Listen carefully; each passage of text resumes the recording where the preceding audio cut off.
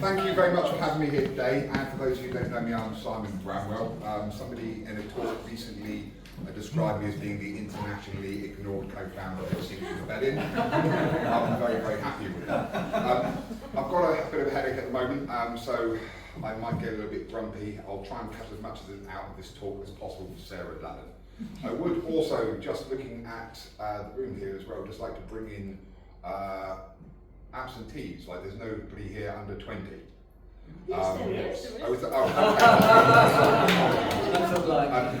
Again, we are excluding though, like a lot of activists from this conversation. I think we need to be really, really mindful of that, and going forward need to absolutely include them in any further conversations that come on from here. And excuse me, I'm also blind at the moment. Okay, so there's probably a handful of years left to us before we have an extreme authoritarian government in power. Probably much less if Starmer continues along the pathway he's been doing at the moment. I would hazard a guess that within 4 to 5 years, perhaps before the government could collapse, and certainly unless we pull our fingers out of our backsides, I think we could see Farage or worse in power by 2029. A decade at most before AI's global pervasiveness alters humanity's relationship with itself and nature forever. And again, I think I'm really glad that AI has been mentioned here today. It is on the matrix of the polycrisis, and in my perspective, I think as well, is possibly even a greater threat to bioorganic life than the present climate emergency breakdown. A decade in which war, climate breakdown, economic meltdown, biodiversity collapse, and multiple breadbasket failures deepen, along with all the attendant impacts we're seeing at the moment. So obviously more conflict, more polarization, more deaths, more repression. How we organise, strategise and mobilise from here on in, and I am talking about this very moment, this is overdue, will define this decade. It will also define our ideals and very likely our very lives. The broad left, especially within the environmental movement at the moment, is substantially losing the information war, and I know we might be winning in some regards. It might be great that, for example, more people are becoming aware of climate change, and yet, as we're seeing with the right at the moment, the conversation is being herded towards this thing of, okay, well yes, here is the climate emergency, and Europe should become a fortress. We will see a deepening of that narrative. Not only are we losing the information war, but also subsequently, we're starting to lose the efficacy of that which we call the truth. We're all here because of the truth, and that itself is having a half-life in this day and age. We're also losing the hearts and minds of vast swathes of a public increasingly hostage to the most sophisticated social manipulation projects in humanity's history. And I cannot underscore that enough. Information warfare is nothing new. The impacts of legacy media monopolies continue to bolster elitist grand narratives upon which our societies are founded, while state and corporate actors manipulate public opinion, policy, and the collective emotional psyche through which layers of propaganda, disinformation, smears, and distortion are disseminated. So I could go on a large 5-minute alone part around this, but because Sarah London's on me, I won't. Since 2013, hybridized warfare doctrine created in Russia by General Gerasimov has been refined, relayed, and practiced at global scales through our digital environments. This foundational doctrine has been adopted, adapted, and applied by corporations, states, and tribalized networks, many of which in the global north are increasingly aligning themselves behind far-right philosophies and have access to resources we can only dream about. We have seen the impacts of this info war surface in our elections, in the referendums, attention-capturing super conspiracies like QAnon, which was in part initiated by one of Donald Trump's affiliates and a former American intelligence officer by the name of Michael Flynn. We've seen the effects of misinformation during COVID, which continue to ripple out today. Our society is a lot more polarised than it once was, and we see its reach in regards to the ongoing slaughter in Palestine.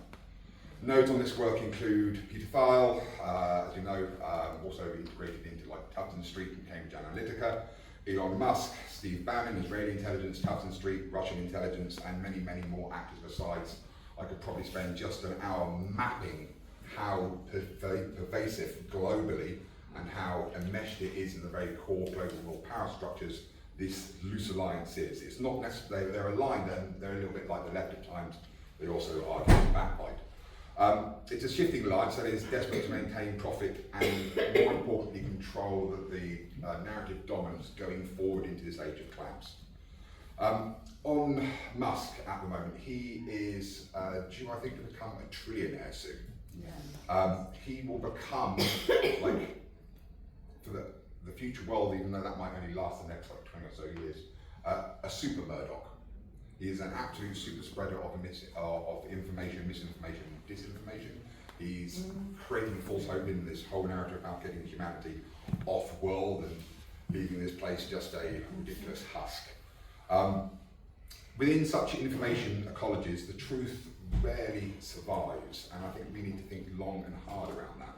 Objective facts and baseline reality are blurred, contested and diminished, and group narratives, ideas, public opinion and personal beliefs become more subjectively important to people than forms of rational or moral value.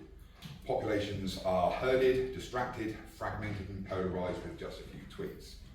As we have seen in this past couple of months alone, with the anti-immigration riots, all it takes is one lit match in the right place. One well-placed tweet can reach 40 million people in a matter of seconds through the right attack vectors. And knowingly or unknowingly, influencer super spreaders like Musk or RFK or many others can cause real world harm just with a thoughtless or indeed an intended tweet, amplifying mimetic conflict that sets us against one another. Amongst all this is a technique called reflexive control. This is a technique that came out of some of Russia's military doctrines, which is a technique of psychological control through seeded disinformation and misinformation. It's also a huge significant threat to how we operate as activists at the moment, manipulating opposition dynamics into predictable responses that can be used to advance strategic agendas and further polarise societies. We can be very susceptible to such techniques, and this requires at the moment, in my belief, a strategic discernment that is more often missing within our movement, because we're more familiar with social change theories that are predicated on steady state status quos and good faith communication strategies that we've been taught in, for example, PR or our universities, rather than the hard end of information warfare doctrine. If we are to avoid being overwhelmingly outmaneuvered and gunned around all this, then we absolutely need to rethink and refocus our strategic priorities across the movement, taking the fight upstream to the organisations and groups responsible with as much audacity, with as much creative passion, and with as much commitment as humanly possible with the resources we can bring to bear. At the moment, somewhat the left is fragmented. As been mentioned already, we are strategically uncoordinated, and we're vulnerable to continuing marginalisation due to issues like our internal divisions, and especially our dispersed objective landscape. We've also got over competition for scarce resources, some gatekeeping that goes on, and indeed some of even our ideological beliefs or the way we do things can limit how we act and react within that landscape. It's worth noticing that in a recent lecture by Erica Chenoweth, she mentioned that although civil resistance has increased across the globe, successes are lessening quite dramatically. She mentioned that one factor of this is an increasingly networked hard right. She omitted the role that information warfare is having on our society at the moment, and the media monopolies that are underpinning this. The need for a coordinated, courageous, creative campaign that makes sense to and engages with a divided and embattled public and can effectively unify people against such manipulation has never been more pressing. I think here today we've got a genuine opportunity to lay the foundations for such a campaign, while laying aside and identifying some of our differences, perhaps as well our ideological prejudices. And then it might yet be that we can stem some of the tide that threatens the very essence of everything we hold dear. And I'm really, really grateful to Ramon and also to yourself, Donna, for mentioning the fact that we are at war. This is how it is literally being prosecuted against us and the planet at the moment. We cannot forget that. Yeah. We are at war with the very people who are making war against life. And it is a war we are losing at the moment.